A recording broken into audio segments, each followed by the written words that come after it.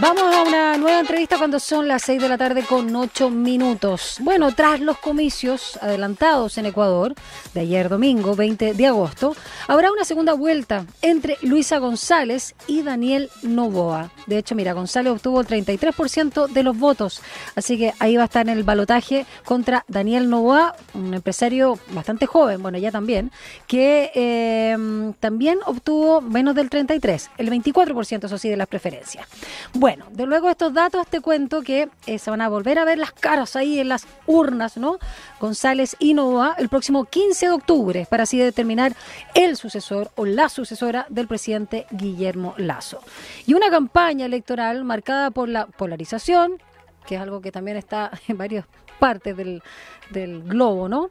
El asesinato, además, del candidato Fernando Villavicencio, candidato a la presidencia, y los cuestionamientos al actual mandatario. De esto vamos a conversar con Guillermo Holzman, analista político, consultor y académico de la Universidad de Valparaíso, que está en contacto con nosotros. ¿Cómo estás, Guillermo? Gracias por acompañarnos. No, un agrado por saludarte.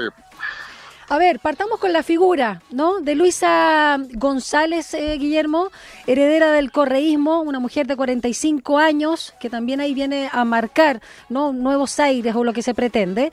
Pero cuando hablamos que es heredera del correísmo, de Rafael Correa, por supuesto, ¿qué implica en lo programático y lo ideológico? Para que también nosotros sepamos bien el peso que tiene, o el sello. A ver, bueno, el sello, la verdad que sea dicha, de Luisa González, tiene que ver con haber sido funcionaria del gobierno de Rafael Correa. Rafael Correa es un presidente de Ecuador que finalmente ha terminado siendo acusado de corrupción, pero que logró armar en Ecuador una estructura de poder que logró el apoyo ciudadano de manera importante, y esa estructura de poder hoy día quiere nuevamente volver a través de Luisa González a poder conducir justamente los destinos de Ecuador.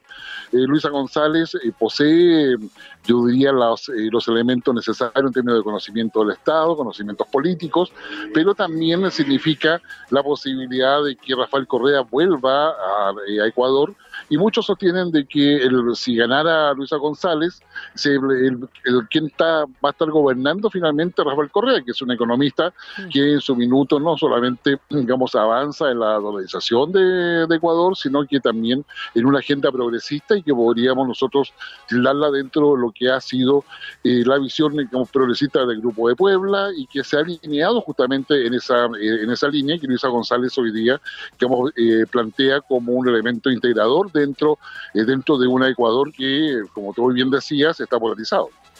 Y a propósito también de la polarización y lo que estamos viendo en varios otros lugares, y Chile no es ajeno a eso, y para qué decir nuestros vecinos de Argentina, hablemos de este caso de la figura de Noboa. Cuéntanos un poquito también del surgimiento, un hombre, un empresario bien joven, 35 años, que en ese aspecto al menos nos recuerda al presidente Boric, y que no estaba muy bien posicionado en la encuesta, como que surgió, no sé si de un día para otro, pero como que llama la atención. Hablemos un poquito de esta figura y, por supuesto, de lo que representa políticamente hablando.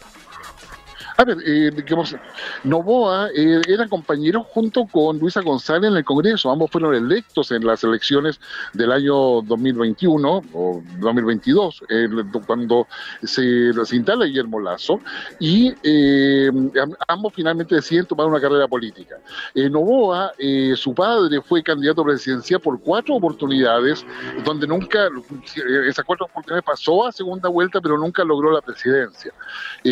Su hijo ha tenido su formación básicamente en Estados Unidos, está muy bien preparado, con 3 maestrías asociadas, una a empresa y otras 2 a lo que es gestión pública en diversos aspectos, y se transforma en una suerte de alternativa que canaliza el voto, yo diría, de descontento frente a los partidos políticos tradicionales.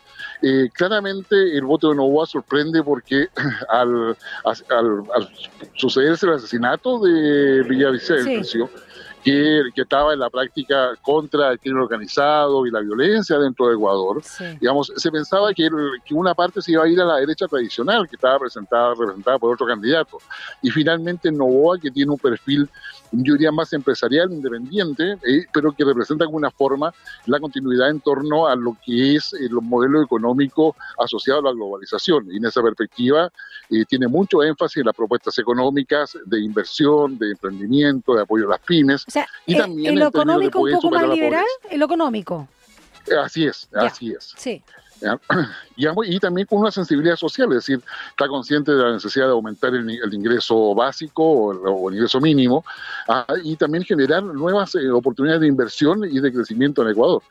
Sin embargo, su debilidad tiene que ver con su capacidad de gobernar. No basta que esté preparado, sino que no tiene la experiencia, salvo la experiencia familiar de que su padre ha sido político por largos años, por varias décadas. Y probablemente eso es lo que le va a jugar en contra y hace que las probabilidades hoy día estén mucho más apostadas a Luisa González como próxima presidenta. Claro, le hace el contrapeso. A propósito también de la experiencia que tuvimos acá en Chile, de que también era un pero para mucha gente, si bien ya tenía carrera, digamos, en el Parlamento, pero era muy joven, ¿no? El presidente Boric, que evidentemente lo sigue siendo. Estamos conversando con Guillermo Holtzman, analista político, consultor y académico de la Universidad de Valparaíso, a propósito de los recientes comicios en Ecuador, que están en esta elección presidencial que ya se va a balotaje, ¿no? El próximo 15 de octubre, estábamos hablando de las dos figuras principales, en este caso Luisa González y Daniel Noboa. Hablemos también de lo de la Asamblea, ¿no? La Asamblea Nacional, porque también fue una elección para renovar justamente esta instancia, y también la destitución de Lasso. Cuéntanos un poco el entramaje político que se dio en esta denominada muerte cruzada. Explícanos. A ver, Guillermo Lasso, en un momento determinado, a puerta de ser acusado constitucionalmente en Ecuador, finalmente opta por reconocer que no tiene capacidad de negociación al no tener mayoría en la Asamblea, y opta por algo que inédito, que si bien es cierto está en la Constitución de Ecuador, nunca se había aplicado, lo que es la muerte cruzada. Esa muerte cruzada significa no solamente disolver la Asamblea, llamar a elecciones anticipadas, pero sino también colocar el cargo de presidente en la papeleta electoral. Y eso es lo que hace Guillermo Lasso, y hace una apuesta, pero lo que más sorprende es que, habiendo él podido ser candidato, incluso declina esa posibilidad y deja abiertas las opciones dentro de Ecuador. Ahora, el contexto en el cual eso se da tiene que ver con un incremento importante de la violencia, particularmente asociada al crimen organizado, narcotráfico. Hay una serie de bandas criminales que están funcionando en Ecuador y que se están manejando de las cárceles. Eso llevó a Guillermo Lasso a colocar varios estados de excepción y sacar a los militares a la calle. Incluso en algún instante se llegó a temer que pudiese haber un cierto golpe de Estado, dadas las diferencias que habían entre los que estaban a favor de esta medida de excepción como aquellos que querían mejores condiciones de seguridad. Y frente a ese escenario, Guillermo Lasso opta por la muerte cruzada y traspasa la responsabilidad de resolver este conflicto político interno de Ecuador en estos comicios que se acaban de suceder este domingo, y que, dicho sea de paso, solamente van a cumplir el plazo que falta, es decir, no son comicios que planteen un nuevo periodo presidencial, sino que se completa el periodo que le faltaba a Guillermo Lasso. Bueno, de hecho, a propósito de lo que señalabas, Guillermo, tengo entendido que hasta los candidatos, ¿no?, en Ecuador, en este caso la presidencia, estaban que moverse ahí con un guardia militar por las calles, o sea, para poder abordar este tema de la violencia, ¿o estoy exagerando? No está exagerando, o sea, tanto es así que estas elecciones del día domingo se hicieron en un estado de excepción constitucional, es decir, con militares en la calle, con toque de queda, con restricciones a la libertad de desplazamiento, libertad de reunión, claro. Y aún así estas elecciones se realizaron. Sí. Según el Colegio Electoral, hubo una participación cercana al 80%. Todavía falta conocer cuáles son los resultados de la Asamblea, que va a decir mucho en torno a las posibilidades de gobernabilidad que tenga quien salga electo en la segunda vuelta. ¿Ese 80% si no con voto obligatorio, Guillermo? Sí, ya. Efectivamente. Ya. Entonces en esa lógica, lo que hoy día estamos esperando, por lo menos a nivel de análisis, es conocer los resultados que se estiman van a estar recién a fines de esta semana, para poder saber cómo queda la correlación de fuerza en la Asamblea, y saber exactamente que si Luisa González tendría eventualmente una gobernabilidad con una mayoría que le permita sacar adelante su propuesta, y lo propio con Noboa, conforme a las alianzas que puede hacer con los sectores de centro derecha y y el nivel de compromiso que tengan con su programa.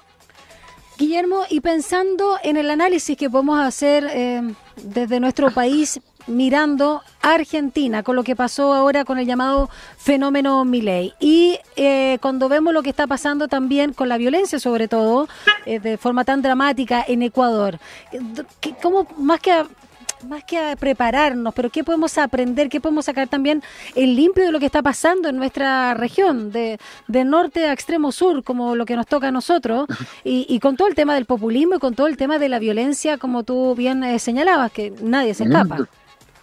Exactamente, y yo creo que la primera conclusión es algo que está bastante acreditado por diversos estudios y por la realidad, sin lugar a dudas, y tenemos un déficit democrático en términos de cómo se distribuye el poder y cómo se establecen los pesos y contrapesos.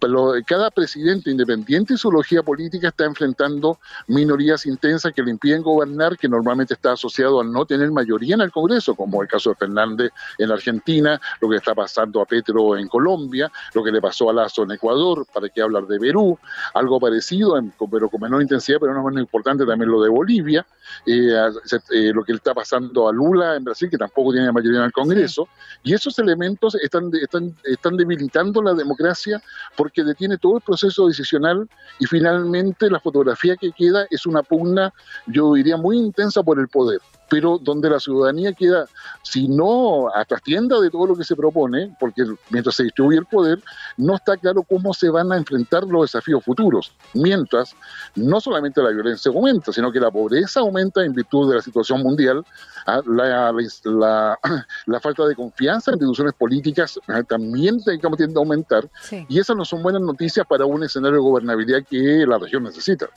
Absolutamente. Muchas gracias por conversar con nosotros, como siempre, Guillermo Holtzman, en este caso mirando lo que pasa al norte de nuestro, por lo menos, punto de referencia, ¿no? En este caso, mirando a Ecuador, que por lo menos Quito, ¿no? Podía decir, no hace mucho, que era una de las ciudades más tranquilas y más seguras, o más pacíficas, si tú quieres, como dentro de la región, y ahora lamentablemente no. Gracias por tu análisis, por también esta mirada amplia. Gracias por contestarnos el teléfono acá en Frecuencia Pública, Guillermo Holtzman. Un abrazo. No, igualmente un abrazo para ti, que estés muy bien. Gracias. Chao. Chao.